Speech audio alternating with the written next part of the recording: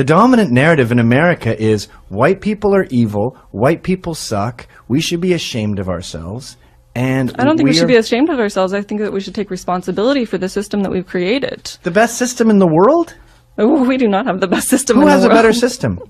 There are many European countries that are much better off than us. You mean like the European countries with a higher density of whites? Like Northern Europe? Gotcha, bitch! That's one way to phrase it, I guess. You don't mean Turkey. No. You don't mean Eastern Europe with the communists. So the only time you can come up with a system that's better than America, it's a country that's more white than America.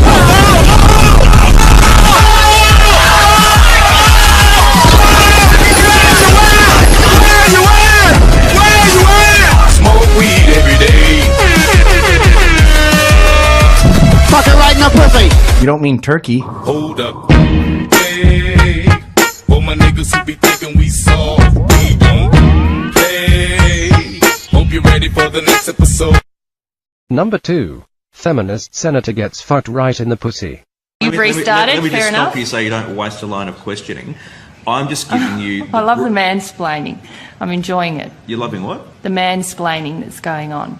What Well, just talking me through by not answering the question, by repeating processes which are not related to the question that I've asked. What's mansplaining, Senator?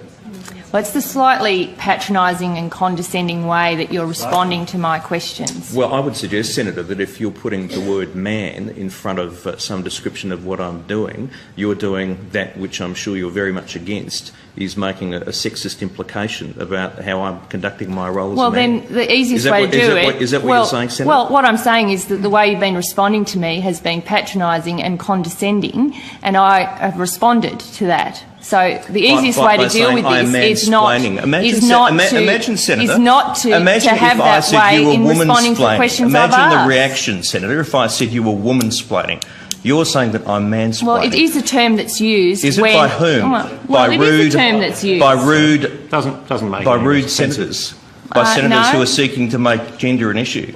Stop being a hypocrite. Well, Conduct yourself appropriately for this place. I'm sorry you're so offended by the use of the word. It is a word that's used. I'm surprised that you're so shocked by the use of the word. No, I'm just calling hypocrisy. Hypocrisy. Thy name is Labor. Thy name is Senator Gallagher.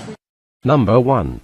Perpetual frowny face cunt feminist fuck gets downed, Rekt and deleted from existence. When you sort of do the blind tests, you know, when teachers know the gender of the person who's studying, boys get mocked up in sciences. I'm not talking about that. I'm talking about the stereotype threat, which is when girls identify themselves as being female by writing their own name on the top of the test.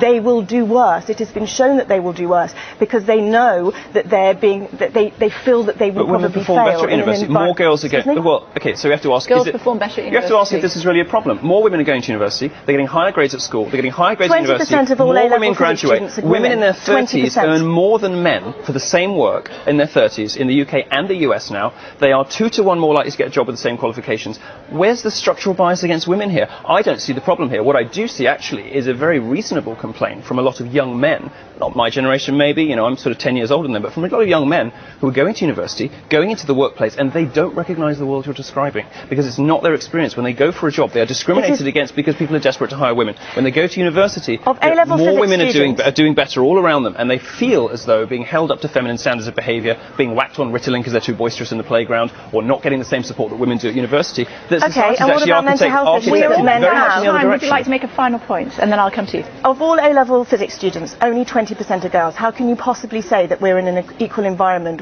where girls are coming out and studying science as much as boys are? We are absolutely not, and we need to make sure that girls feel that science is for them, and it's not just for boys, and they're not being pushed out of it because of who they are and because they might cry and because they might be self-reflective. But this is based on an assumption that there ought to be some kind of gender parity. My suggestion is that there isn't. We don't complain when women dominate subjects like nursing. We shouldn't complain when men dominate subjects like physics. We're going to have to leave it there. We could chat for another hour on this. Milo, Doctor, thank you both very much indeed for joining us here on Sky News. We'll continue this. Subscribe for more Rekt feminist videos.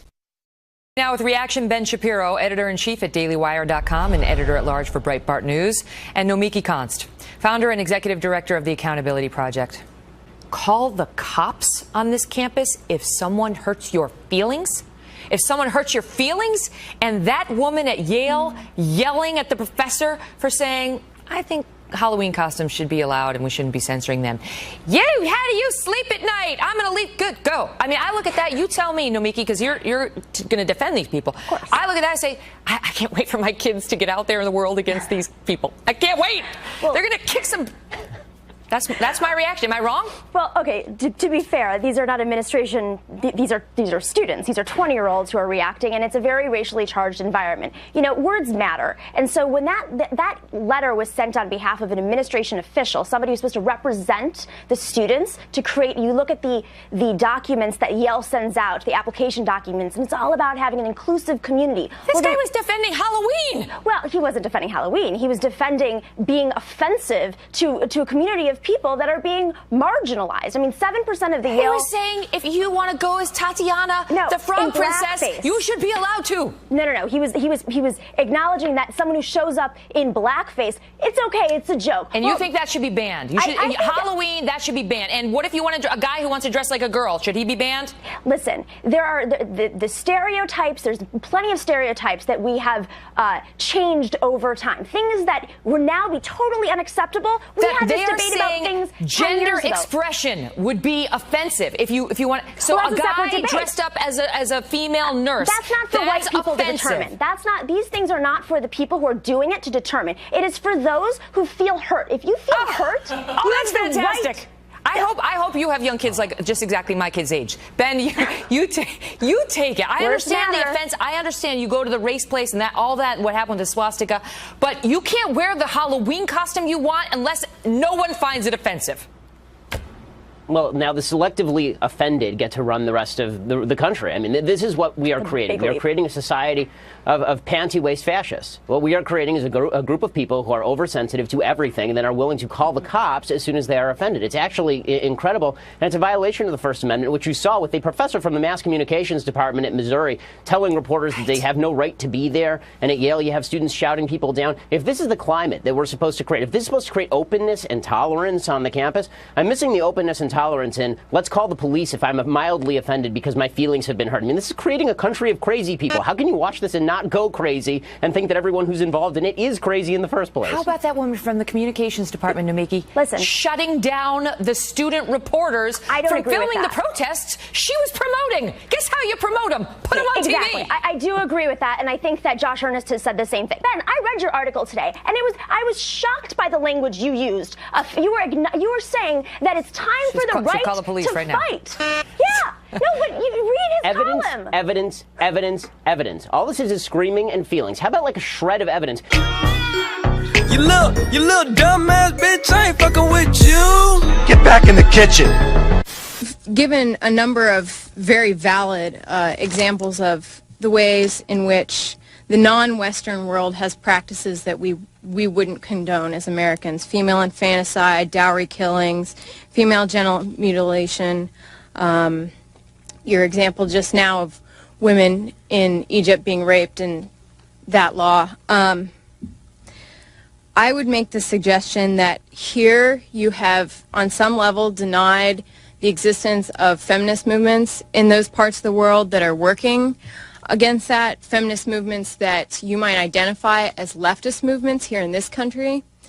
I think you've done the same thing in denying the women of this country agency when you list the great things of America. All the examples you gave of were of men. You addressed Jean Kirkpatrick as a lady, not as a woman. What's wrong with that? She's a lady. You you always use the term men instead of men and women. And in addition, of the two women who've spoken before me, you interrupted one of them, interrupted me, and interrupted the person of color who has spoken. I will not accept the disrespect from you. I sat here through your talk quietly. I took notes. Let's hear your question. I mean, you're the one... My question is, what is your response to these observations I'm making as a feminist in the United States who is in solidarity with the feminists working against female infanticide, working against dowry killings, and working to identify their own cultural customs which they disagree with? Look, this is the bottom line. American feminists if you talk to them, if you go to a women's studies course, if you sit in on a NOW meeting, the problems that they will confront women in the world include things like lack of sports teams for girls in high school or not enough tax dollars going to abortion. These are the ridiculous issues that feminists in this country are monomaniacally obsessed with. There are real problems facing women in the world. It's too bad American feminists ignore that, and they focus obsessively on problems that are basically non-problems. It's a joke. And so my reaction to it is I'd love to hear some feminists talking about these things rather than the fact that they're not getting, third trimester abortions paid for by the government, because that's what feminists care about in this country. If they really cared about women, they would be talking about things like female genital mutilation, dowry killings, and that sort of thing. They focus their energies almost entirely on America and the West, and we know that America and the West provide women with a better way of life than anywhere else in the world, and yet these people label America the patriarchy and all this sort of nonsense. So I don't think that your view of feminism conforms with reality. Why you all in my ear talking a whole bunch of shit that I ain't trying to hear? Get back, motherfucker, you don't know me like that. Get back, motherfucker, you don't know me like that.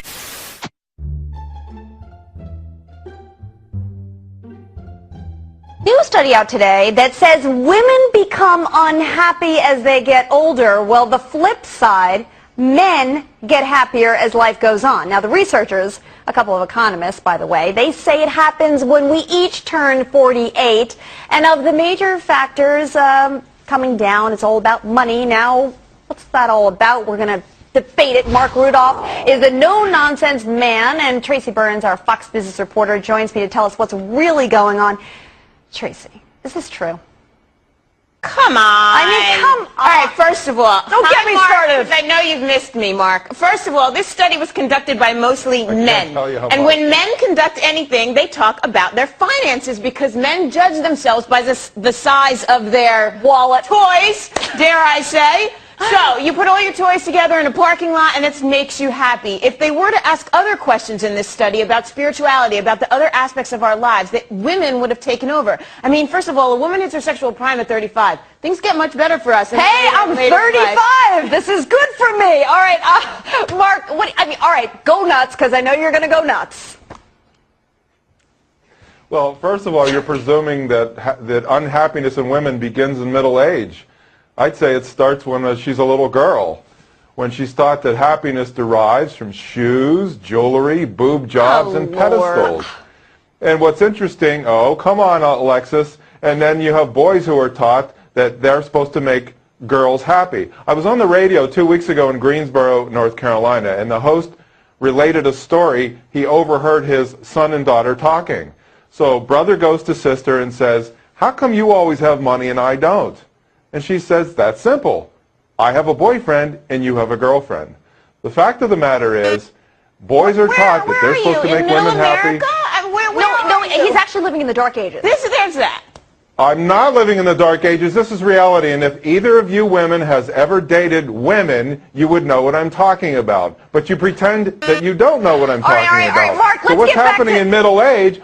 What's happening in middle age here is that women who bring 70% of divorces are divorcing the men that they never wanted to marry to begin with, and so now that's what's making the men happy. That's interesting, because we control the household spending, don't we? Because we're working more than ever. Well, I just think this whole notion of basing your happiness on material goods is part of the problem, hence part of the reason that this thing was run by men in the first place. If there were women on the panel, Tracy. If there were women on the panel, they would, I mean, ask any woman if she would choose her car over her children, and she'd take the kids any day, whereas I would question a lot of men out there, quite frankly. Tracy, I can't believe what I just heard you say. There's a reason that women live longer, Mark. Let me tell you. It is because we are stronger and we are happier at the end of the day than most men, and that is factual, and you know it.